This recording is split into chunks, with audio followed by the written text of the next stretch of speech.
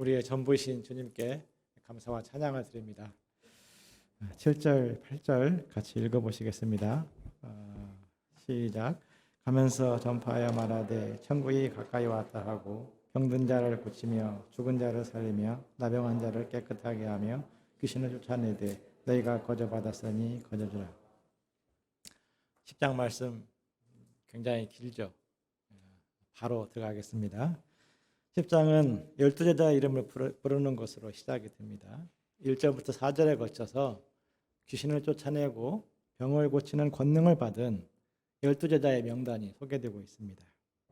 마태는 베드로 외 11명 사도 혹은 베드로, 요한, 야고보, 안드레 외 8명의 사도 이렇게 표현하지 않고 일일이 한 사람의 이름을 다 기록하고 있습니다. 우리 한번 이름을 암송해 볼까요? 베드로, 그의 형제 안드레, 세베대 아들 야고보, 그의 형제 요한.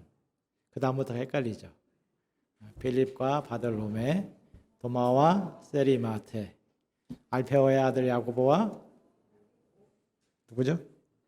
다데오, 가나나인 시몬과 또 가룟 유다. 항상 헷갈립니다. 이 뒷부분 이름은 기록하지 않아도 될 것 같은데 이름만 나오는 사람들이잖아요. 그런데도 세리마테는 이들을 다 기록하고 있습니다. 창세기에 나오는 야곱의 12아들을 떠올리게 합니다. 예수님의 12제자들이 새 이스라엘의 조상으로 부르심받은 사람들인 것을 증거하고 있는 것입니다. 부르심은 사명을 감당하게 하는 원동력입니다. 복음의 일꾼에게 가장 필요한 것은 능력이나 스펙이 아니라 부르심에 대한 믿음입니다.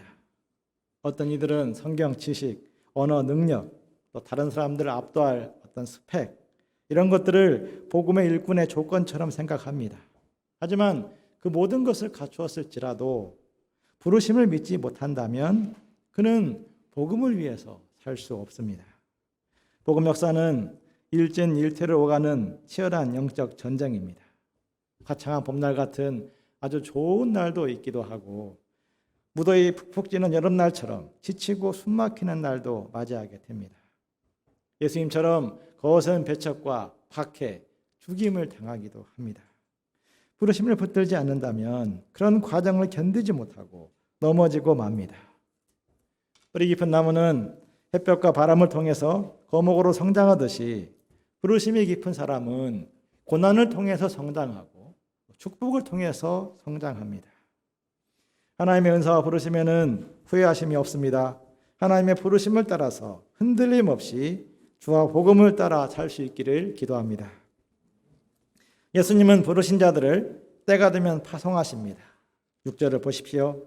같이 읽어보시겠습니다. 시작. 어린 양에게로 가라. 예수님은 5절에서 이방인의 길로도 가지 말고 사마리아인의 고래도 들어가지 말고 오히려 이스라엘의 잃어버린 양에게로 가라 이렇게 말씀하셨습니다. 상식적으로 생각하면 율법도 알고 있고 영적 기초도 되어 있는 이스라엘에게 당연히 갈 것 같습니다. 무엇보다 가까이 있는 동족이기에 가장 먼저 복음을 전하고자 할 것 같습니다. 그런데 말씀을 보면 제자들은 멀리 떨어진 사마리아인이나 이방인들에게 지금 복음을 전하려고 하고 있습니다. 이스라엘은 강한 선민의식과 자기 의를 내세워서 제자들을 배척하고 있기 때문입니다. 제자들의 모습은 가까이에 있는 사람이라 할지라도 쉽게 복음을 전할 수 없음을 잘 보여주고 있습니다. 오히려 가까이에 있고 잘 알기 때문에 복음을 전하기가 더 어려울 수도 있습니다. 잘 모르는 사람은 모르니까 용감하게 또 희망을 갖고 복음을 전할 수 있습니다. 하지만 잘 알고 있으면 아주 교만하고 이기적이고 사납고 아주 또 정욕의 세력이 깊고 그런 사람 잘 알수록 부담을 갖고 이리저리 피할 수가 있습니다. 도와주어도 상처받을 것이 뻔하다. 그 생각으로 미리부터 손을 거두어 버릴 수가 있습니다. 그러나 예수님은 이스라엘의 잃어버린 양이라 말씀하십니다. 선민이라는 타이틀만 있을 뿐 그 안을 들여다보면 믿음도 없고 열정도 없고 하나님 나라를 향한 소망도 잃어버린 불쌍한 영혼이라는 말씀입니다. 그러므로 당장 쉬워 보이는 사람들을 찾아갈 것이 아니라 이스라엘의 잃어버린 양을 찾으라 말씀하십니다. 사실 세상에 쉬운 사람은 아무도 없습니다. 모르니까, 멀리 있으니까 쉬워 보이는 것입니다. 지금 가까이에 있지만 손을 내밀고 싶지 않은 이스라엘을 향해서 주님 마음을 가지고 나아가야 됩니다. 우리 대학생 성경학기 선교회에서 캠퍼스 청년들은 이스라엘의 잃어버린 양들입니다. 주님 마음을 품고 우리 가까이에 있는 잃은 자들을 찾아 복음을 증거할 수 있기를 기도합니다. 그렇다면 무엇을 어떻게 증거해야 됩니까? 7절을 보십시오. 7절을 같이 읽어보시겠습니다. 시작. 전도 여행의 메인 메시지는 천국이 가까이 왔다입니다. 이는 예수님이 오심으로 말미암아 누구든지 천국에 들어갈 수 있는 새로운 시대가 왔다, 이런 메시지입니다. 병든 자들을 고치고 죽은 자들을 살리며 나병한 자를 깨끗하게 하며 귀신을 쫓아냄으로써 예수님이 그리스도이심을 증거해야 됩니다. 예수님은 거저 받았으니 거저 주라고 하십니다. 제자들 스스로의 능력으로 하는 것이 아니라 예수님에게 위임받은 것임을 잊지 말라는 말씀입니다.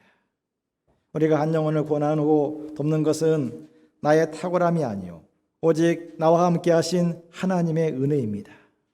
금이나 은이나 돈 같은 물질을 의지하지 말고 하나님을 의지해야 됩니다. 또한 배낭이나 두벌 옷이나 신이나 지팡이 같은 여분의 여행용품도 준비하지 말라고 하십니다. 아무것도 챙기지 말고 현지에 가서 공급받으라 하십니다. 이는 복음의 일꾼이 자기 먹을 것 받는 것이 마땅하기 때문입니다.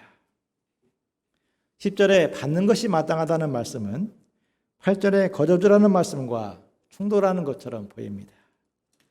받는 것이 마땅하다는 말씀은 복음의 일꾼이 가져야 될 자부심을 말합니다. 복음의 일꾼은 세상에서 가장 좋은 것을 주는 사람입니다. 누군가 살 길 막막한 사람에게 직장을 구해 주었다면, 혹은 불치병을 앓고 있는 사람에게 치료약을 주었다면 얼마나 고마운 사람입니까? 무엇으로 대접하고 섬긴들 그것이 아깝지 않을 것입니다. 복음의 일꾼은 죄의 불치병을 앓고 있는 영혼을 구원하고 생명의 열매를 맺는 인생을 살도록 도와주는 사람입니다. 그러므로 세상의 어느 누구보다도 대접받고 존경받아야 될 사람들입니다. 그러한 자부심으로 어느 자리에 서 있든지 당당하라, 이 말씀입니다. 11절 12절을 보십시오. 어떤 성이나 마을에 들어가든지 합당한 자를 찾아내어서 거기 머물고 그 집에 평안을 빌어줘야 됩니다. 어떤 경우에는 그 집이 마음에 들지 않을 수 있습니다. 집에 들어갔는데 반찬이 영 아니었습니다. 처음에는 환영받는 것 같았는데 시간이 흐를수록 계속해서 눈치를 주고 이야기가 달라지는 것이었습니다. 그때 손의 의식이나 상처에 빠질 필요가 없습니다. 하나님의 뜻을 따라 섬겨주고 축복해 주기에 힘써야 됩니다. 만약 그 집이 겸손히 끝까지 제자들을 영접하면 제자들의 축복 그대로 축복이 그 집에 임하게 됩니다. 반대로 배척하고 대적하면 제자들의 축복은 제자들에게 다시 돌아옵니다. 예수님 말씀대로라면 어떤 이유에서든지 섬겨주고 축복해주는 것이 좋습니다. 배척을 많이 받는 일꾼일수록 손해보는 것이 아니라 하나님 나라에서 더 많이 환급받게 되기 때문입니다. 실제로 고난을 받는 종들을 보면 그 내면에 하늘의 위로, 영적 비밀을 풍성히 갖고 있는 것을 볼 수 있습니다. 어떤 곳에서는 집안이나 마을 전체에서 한 사람도 영접하지 않고 배척을 할 수 있습니다. 그러면 그 집이나 성에서 나가서 발에 먼지를 떨어 버려야 됩니다. 이는 배척하는 자들에게 그들에게 속한 것은 먼지라도 하나님 나라에 들어올 수 없으며 심판받게 될 것이라는 메시지를 전하는 것입니다. 소돔과 고모라가 얼마나 무서운 심판을 받았습니까? 그런데 제자들을 배척하는 자들은 그보다 더 무서운 심판을 받게 됩니다. 구약시대 사람들은 그리스도를 모르는 상태에서 배척을 했는데 신약시대 사람들은 예수님이 오셨는데도 복음을 배척하기 때문입니다. 참으로 불쌍한 사람은 배척당하는 제자가 아니라 제자들을 배척하는 그 사람들입니다. 물론 전도의 현장에서 실제 고통을 당하는 사람들은 제자들입니다. 16절을 같이 읽어보시겠습니다. 시작. 보라, 내가 너희를 보냄이 양을 이리 가운데로 보낸가 같도다. 그러므로 너희는 뱀같이 지혜롭고 비둘기같이 순결하라. 양을 이리 가운데 보내는 것이 얼마나 위험한 일입니까? 이것은 목자라면 하지 말아야 됩니다. 그럼에도 불구하고 예수님은 가라 말씀하십니다. 세상이 아무리 힘들고 어려울지라도 복음을 전하기 위해서 나아가야 된다. 이 절대 명제는 변함이 없다는 말씀입니다. 마치 총알이 빗발치듯 쏟아지는 전쟁터에서 병사들에게 돌격! 명령을 내리는 지휘관과 같습니다. 희생이 없이, 위기와 고통이 없이 복음을 전할 수 없습니다. 우리 시대는 초대교회만큼 살벌한 박해는 없습니다. 무지막지하게 두드려 맞고 순교까지 각오해야 될 그런 상황은 아직 오지 않았습니다. 그 정도 고난은 아닐지언정 여전히 복음의 일꾼에게는 찢겨질 각오가 필요합니다. 우리 주 예수님은 하나님의 어린 양이 되어서 십자가에서 찢겨지고 죽임을 당했습니다.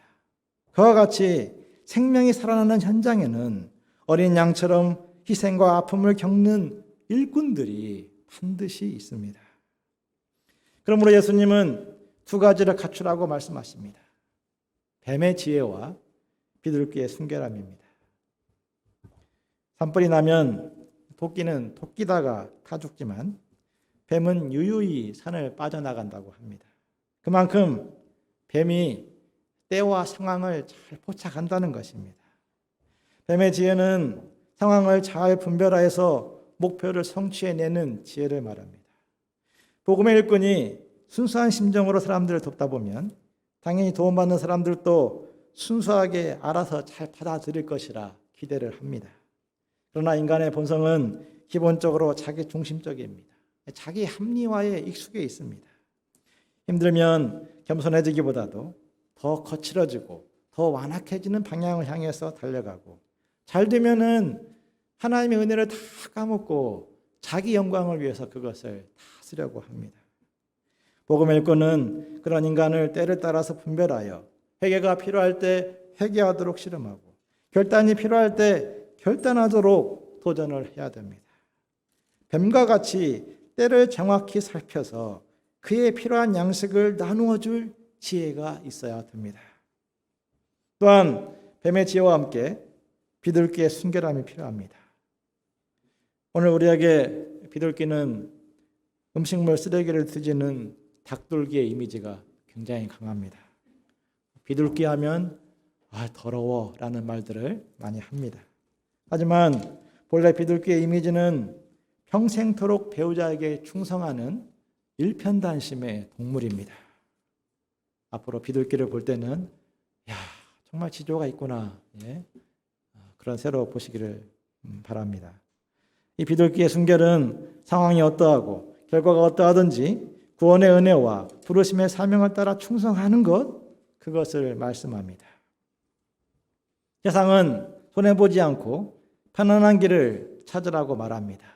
그러나 복음의 일꾼은 손해를 보고 어려움이 있더라도 목자의 자리에 서서 양들을 감당하는 사람입니다. 어느 때 뱀의 지혜를 붙들고 어느 때 비둘기의 순결함을 붙들어야 할지 실제 현장에 들어가면 고민스럽고 헷갈릴 때가 있습니다. 가장 중요한 원칙이 있습니다. 잠언 3장 6절 7절은 말씀합니다. 너는 범사의 그를 인정하라. 그리하면 그가 내 길을 지도하시리라. 스스로 지혜롭게 여기지 말지어다. 여호와를 경외하며 악에서 떠날지어다. 범사에 하나님의 선하심을 인정하고 하나님의 인도하심을 따라가고자 기도할 때 하나님은 때마다 지혜를 주시고 순결함을 주십니다. 선하신 하나님은 가장 좋은 길을 준비하시는 분이십니다. 망한 줄로만 생각했던 거기에서 얼마든지 새 길을 내시는 분이십니다. 그러므로 하나님의 인도하심대로 그 길을 따라가고자 부지런히 기도해야 됩니다. 그러면 하나님은 지혜와 순결함을 주시고 믿음의 승리를 체험하게 하십니다. 복음의 일꾼은 사람들을 불쌍히 여기면서도 한편으로는 사람들을 삼가야 됩니다. 삼가라, 이 말씀은 watch out, 주의 깊게 살피라는 것입니다. 겉모습으로만 사람을 알 수가 없습니다. 믿었던 사람에게 배신을 당하여서 공회나 회당에 끌려갈 수도 있고 총독이나 임금들에게 고발당하여서 공권력의 박해를 당할 수 있습니다. 사람들이 무섭도록 살벌해질 수 있습니다. 그럴지라도 염려하지 말아야 됩니다. 성령께서 마땅히 할 말을 주시기 때문입니다. 고난의 현장에는 고통과 아픔만 있는 것이 아닙니다. 고난은 우리의 잠들어 있는 영혼을 깨워서 성령 하나님과 소통하게 하는 은혜의 통로가 됩니다. 두려움 많던 사람이 박해를 견디고 나면 아주 담대해지고 성령 충만한 사람으로 변화될 수 있습니다. 21절에 보십시오. 핍박은 외부에서만 오는 것이 아닙니다. 가장 가까운 가족에게서 받을 수 있습니다. 형제가 형제를, 아버지가 자식을 죽는 데 내어주며 자식들이 부모를 대적하여 죽게 할 수 있다고 예고하십니다. 우리 이 세대 목자님들 가운데 이와 비슷한 성격의 핍박을 받은 분들이 많이 있습니다.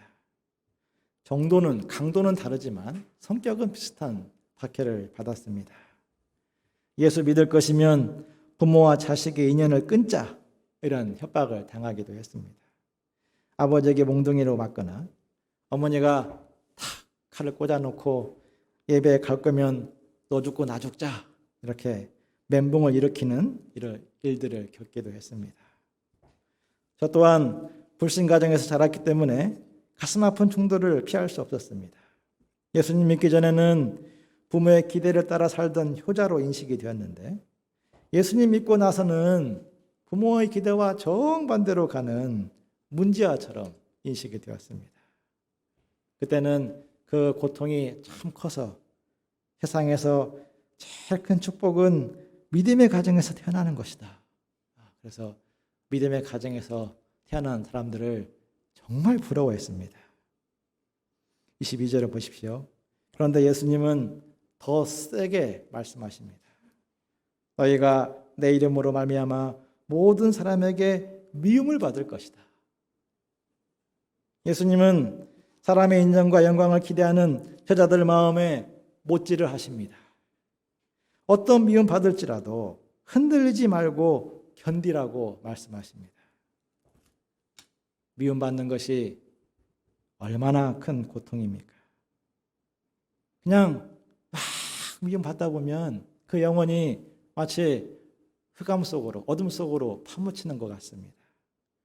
미움은 우리 영혼을 깊은 어둠과 절망 속으로 던져버립니다. 내가 잘못하지도 않았는데 미움을 당해야 된다면 얼마나 억울하고 분한 일입니까? 그런데도 예수님은 왜 견디라는 말씀을 하십니까? 예수님이 그러한 믿음을 당하셨으며 끝까지 믿음으로 견디신 분이기 때문입니다. 끝까지 견디면 반드시 구원을 얻기 때문입니다. 주님의 견디심으로 우리가 구원을 받았습니다.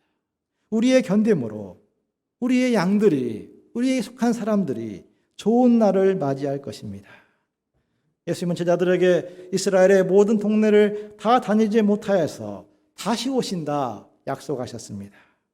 고난을 끝까지 채우기 전에, 모든 사명을 다 마치기 전에 예수님을 다시 보게 될 것입니다. 제자가 그 선생보다, 종이 그 상전보다 높지 못합니다. 제자가 그 선생 같고 종이 그 상전 같으면 족합니다. 이는 우리들의 받을 고난이 아무리 클지라도 우리의 선생이고 우리의 상전이신 예수님이 받으신 고난만큼은 절대로 아닙니다. 예수님은 십자가에 못 박혀서 모든 이들로부터 조롱과 멸시를 당했습니다.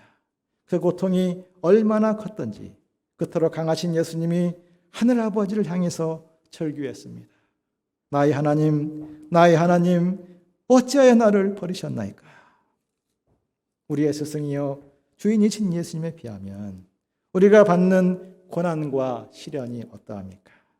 나는 얼마나 억울한 손해를 보았으며, 나는 얼마나 조롱과 멸시를 당했으며, 나는 얼마나 자기 죽음의 길을 가고 있습니까? 예수님이 나를 구원하기 위해서 받으신 그 고난에 비하면 그것은 아무것도 아닙니다. 그러므로 두려워하지 말고 담대하게 주님을 따라야 됩니다. 감추인 것이 드러나지 않을 것이 없고 숨은 것이 알려지지 않을 것이 없습니다. 어둠은 어둠으로, 진리는 진리로 드러날 것입니다. 예수님 말씀이 온 세상의 진리의 말씀으로 밝히 드러나는 날이 반드시 오실 것입니다.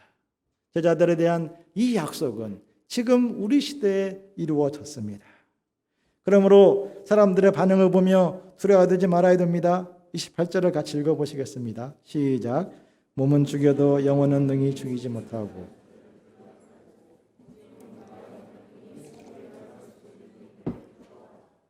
본문에는 두 개의 동사가 사용되고 있습니다. 두려워하지 말고 두려워하라. 두려워해야 될 대상이 있고 두려워하지 말아야 될 대상이 있다는 말씀입니다. 많은 이들에게 이것이 뒤바뀌어져 있습니다.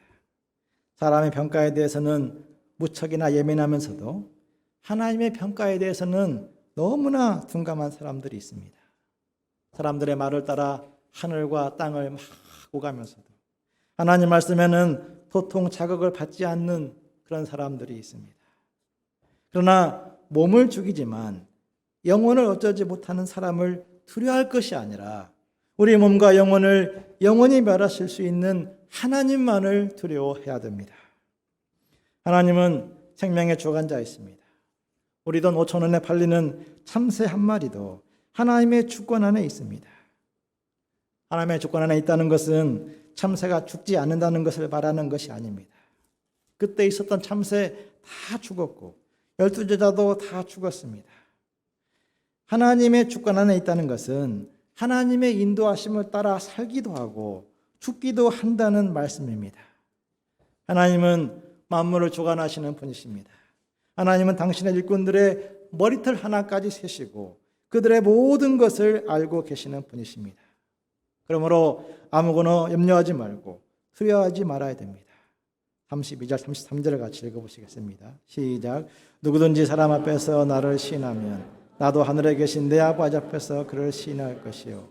누구든지 사람 앞에서 나를 부인하면 나도 하늘에 계신 내 아버지 앞에서 그를 부인하리라. 인생은 저마다 출발이 다르고 또 과정도 다릅니다. 하지만 그 끝은 구원과 영생이어야 됩니다. 우리가 어느 자리에 있든지 예수님을 주로 신할 때 영원한 영광에 참여하게 될 것입니다. 그날을 맞이할 때까지 예수님 제자들은 고난을 감당해야 됩니다. 34절에 보십시오.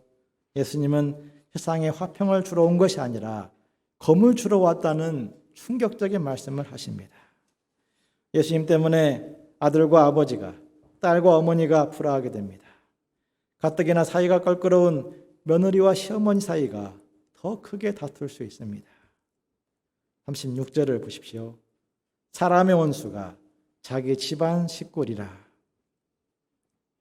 이 말씀은 피를 나눈 가족이라 할지라도 그냥 저절로 복음을 영접하지 않는다는 것입니다.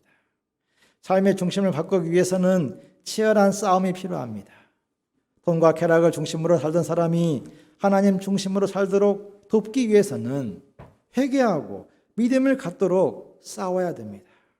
그런 과정에서 갈등이 생길 수 있고 오해와 상처를 만들어낼 수 있습니다. 그런데 그런 갈등과 위기를 감당하며 인내하려면 하나님을 가장 사랑해야 됩니다. 아버지나 어머니를 인간적으로만 사랑하는 사람은 결코 복음을 전할 수가 없습니다.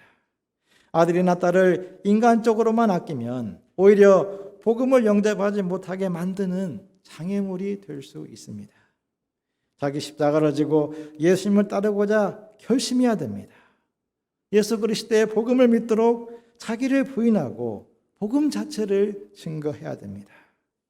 자기 목숨을 얻는 자는 잃을 것이고 자기 목숨을 잃는 자는 얻습니다. 이것이 예수님이 말씀하신 가장 위대한 역설입니다. 이는 이론으로 알 수 없고 우리 실제 삶에서 순종함으로 체험해야 됩니다. 당장 기분 좋고 당장 편한 것만을 생각하는 사람은 결국에는 생명을 잃어버리게 됩니다. 그러나 자기 죽음의 길을 가는 사람은 생명을 얻고 하나님의 역사를 체험합니다. 우리에게 이 믿음을 주시기를 기도합니다. 물론 제자들이 복음을 전하다가 배척만 당하는 것은 아닙니다. 제자들을 영접하는 자들이 있습니다. 40절을 보십시오. 예수님은 제자들을 영접하는 것을 예수님을 영접하는 것으로 동일시하십니다. 만약 제자들을 선지자 같은 하나님의 종으로 영접하는 사람이 있다면 그들에게 선지자의 상을 주겠다 약속하십니다. 만약 제자들을 고결한 의인으로 영접하는 사람이 있다면 그들에게 의인의 상을 주실 것을 약속합니다. 복음의 일꾼을 선지자처럼 높게 생각하는 사람은 그 사람은요 나중에 선지자 같은 아주 훌륭한 믿음을 갖게 됩니다. 복음의 일꾼을 존경받을 만한 의인으로 영접하고 배우는 사람은 그 믿음대로 의인처럼 아주 고결한 인생을 살게 됩니다. 당시 예수님 제자들은 특별한 사회적 지위를 갖고 있지 않았기에 작은 자, 보잘것없는 사람처럼 취급을 당할 수 있었습니다.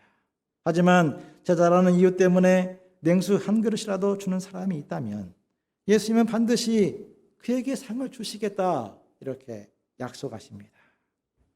제자들을 영접하는 사람 가운데 주님께서 성령의 역사를 이루시겠다는 약속입니다. 세상은 제자들을 아무것도 아닌 것처럼 볼지라도 예수님은 제자들을 자신의 분신으로 여기십니다.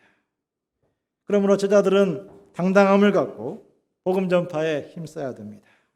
하나님은 복음을 전파하는 자들을 축복의 통로로 삼으시고 하나님의 복을 그들을 통해서 부어주십니다. 미움과 다툼이 많은 세상에서 우리를 축복의 통로로 삼으시는 하나님께 감사와 찬송을 드립니다. 수고롭고 고난스러울지라도 복음의 일꾼으로 살아가는 이 길에 굳게 서서 고난을 감당할 수 있기를 간절히 기도합니다. 기도하겠습니다. 하나님 아버지, 일생 죄를 짓고 영원한 심판을 받을 수밖에 없는 저희들을 구원하시고 부르셔서 복음의 일꾼, 우리 주님의 제자로 삼으신 것을 감사합니다. 우리가 서 있는 상황이 만만치가 않습니다. 때로는 두려움이 들고 또 염려가 들고 무엇을 해야 될지 모를 때도 많습니다. 그러나 다만 우리를 부르신 그 부르심을 따라서 담대하게 복음을 붙들고 또 복음을 따라 살고 복음을 증거하는 우리 주님의 제자로 살도록 인도하여 주시기를 간절히 기도합니다. 주님, 이러한 저희들을 통해서 주님께서 생명을 구원하시고 하나님의 나라 축복을 부어주시는 것을 믿습니다. 하나님 아버지, 저에게 이 믿음에 굳게 서도록 도와주시고 이 믿음을 따라서 또 하나님의 구원 역사, 축복의 역사를 볼 수 있도록 인도하여 주시옵소서. 예수님의 이름으로 기도하였습니다. 아멘.